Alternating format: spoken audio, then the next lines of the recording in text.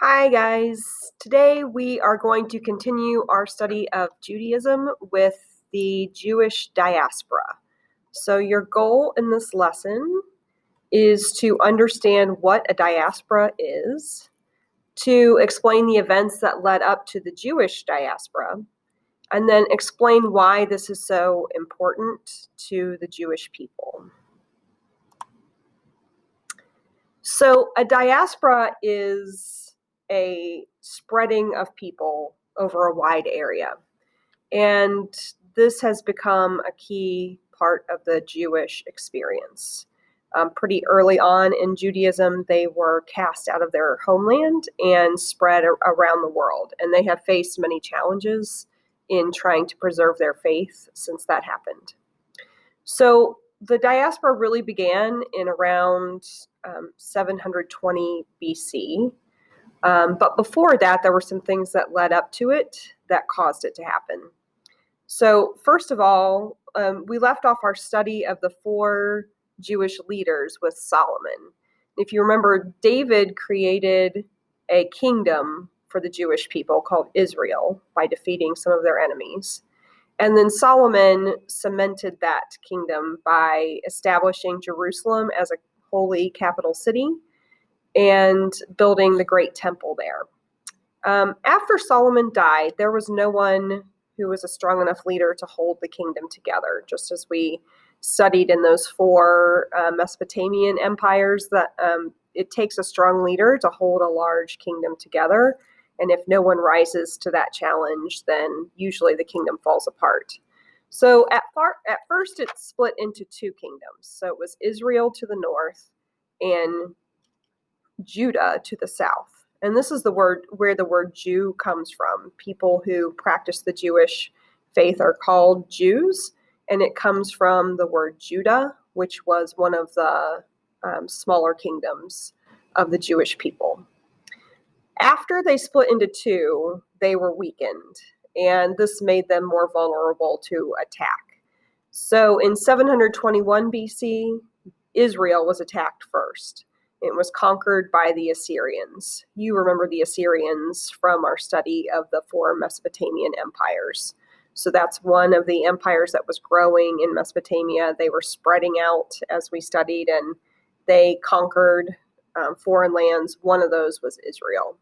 When the Assyrians conquered Israel, they took the leaders of that kingdom back and held them sort of hostage in Assyria. And then the rest of the people of Israel sort of scattered out around and lived and just tried to survive. Then a second blow was struck to the Jewish people when Judah, which was the other Jewish kingdom, was conquered by the Neo-Babylonians in 597 BCE. You might remember the leader of the Neo-Babylonians. It was Nebuchadnezzar. Nebuchadnezzar built the Hanging Gardens of Babylon and was known for a lot of great things for the Babylonians. He wasn't so great for the Jewish people. He laid siege to Jerusalem to the point that the people in Jerusalem began to starve, and they had to finally give in and surrender to the Babylonians. Then he went in and he destroyed the temple that had been built by Solomon, which was a sacred place for the Jewish people, and that dealt them a serious blow. So just like the Assyrians did, then he took the leaders of the Jewish people back to Babylon and held them captive, and the rest of the people of Judah just kind of scattered about and tried to survive. So this is the really formal beginning of the diaspora, these 2 events, conquering of the Jewish people by the Assyrians and then by the Babylonians, was the first time that they were spread away from their homeland and had to try to maintain their faith despite not having a place to really practice and rule themselves. So after a period of time, about 60 years, Cyrus the Great conquered Babylon. If you remember, Neo-Babylonia was the last of the great Mesopotamian empires. And the reason we stopped our study of that region at that moment is that Cyrus came in as an outsider and conquered the area and set up the Persian Empire. The Persians have maintained a presence in that region up until today. There are still areas that are called Persian names, and the Persian Gulf is named after this conquering force. Cyrus the Great did something that was a little bit surprising, though. Instead of holding the Jewish people in bondage, as the Babylonians had, he let them go free. And he actually let them return to what had been Israel and Judah. And he helped them rebuild their temple, and he let them practice their faith. So this was a surprising act on the part of Cyrus, and not something that normally happened during these ancient times. So this was actually something that was sort of a lucky thing to have happen for the Jewish people. Okay, so this is an image of what Cyrus may have looked like. He freed the Jewish people and allowed them to return to their homeland, and he actually allowed them to practice their faith.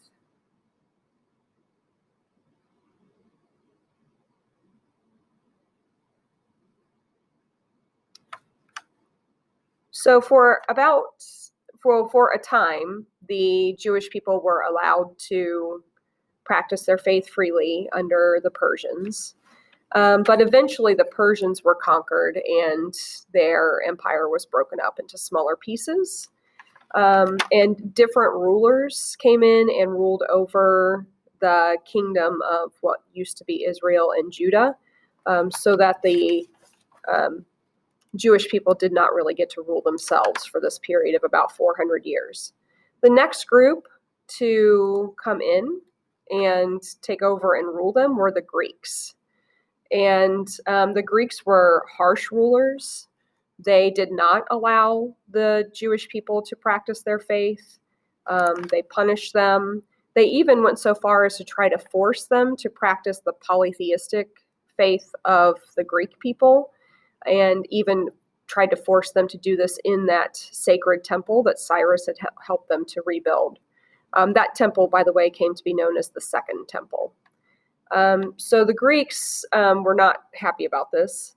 Antiochus is the ruler of the Greeks who came in and forced this upon the Jewish people. Eventually, in about 164 BCE, the Jewish people rose up and actually forced the Greeks out of Jerusalem and out of their land. And they went for a small period of time, about 100 years, where they were actually able to rule themselves. This act of forcing the Greeks out of their homeland is the reason the Jewish people celebrate Hanukkah every year around Christmas time. There's a miracle that happened during that time of pushing the Greeks out, and so that's what's celebrated in that holiday. After the Greeks were forced out and the Jewish people were allowed to rule themselves for about 100 years, eventually they were conquered again, this time by the Romans. So the Romans were spreading out at the time and building a great empire. They were harsh. They executed a lot of Jewish people and were not easy to live under, but they did allow the Jewish people some degree of self-governance.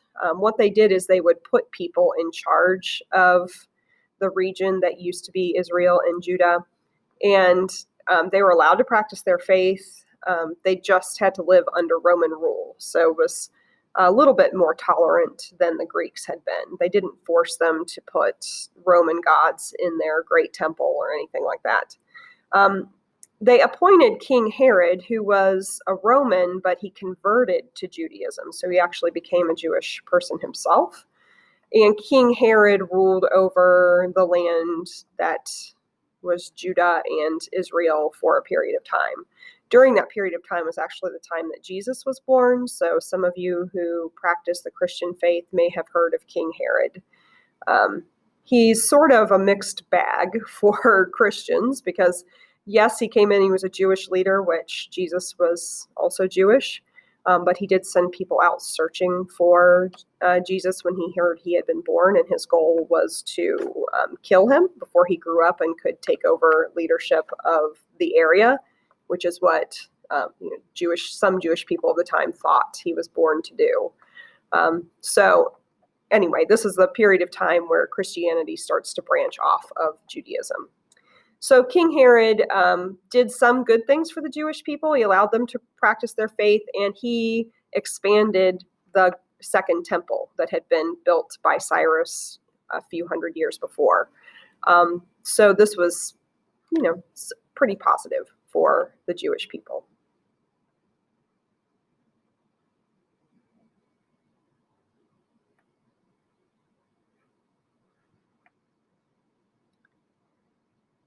So around 66 CE, so we've crossed over out of the BCE, the before current era times, into the CE era, which stands for current era, the era that we're in now. So around 66 CE, the Jewish people led an uprising against the Romans, trying to force them out of their homeland so that they could rule themselves again. The Romans under Titus came in with a force of 60,000 soldiers and put down this uprising. During the time that this happened, they trashed the city of Jerusalem and even burnt down the Second Temple, which was a huge loss to the Jewish people. Everything was destroyed in the temple except for one wall, which is called the Western Wall. Today, it still remains standing in Jerusalem. Sometimes it's called the Wailing Wall. Christians and Jewish people go to the Wailing Wall, especially Jewish people, and they pray there. For some people, it's a great pilgrimage that they make sometime in their life, and it's really important to them to do this. So this is a picture of some people praying at the Western Wall. Again, it's the last remaining wall from the Second Temple.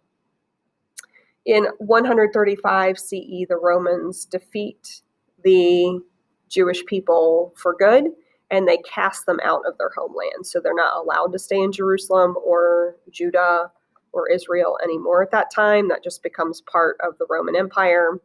And this is where they really truly scatter across the world.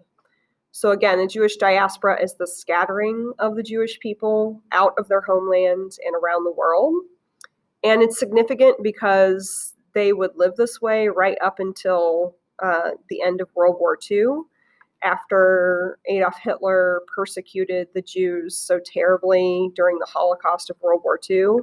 The people who won World War II, the Americans, the British, the Russians, decided to give the Jewish people their homeland back. And that's when the current country of Israel was created in the land of their ancient homeland. But until 1946 or so, the Jewish people had no homeland, and they had to make a home for themselves all over Europe, Asia, and eventually North America. It wasn't always easy for them. And the way they were able to maintain their religion and their faith over these hundreds and hundreds of years is pretty miraculous. That's what tomorrow's lesson will be about, is that the things they put in place so that they could practice and maintain their religion, even though they didn't have a homeland or a place where they could really gather together and do it as one people.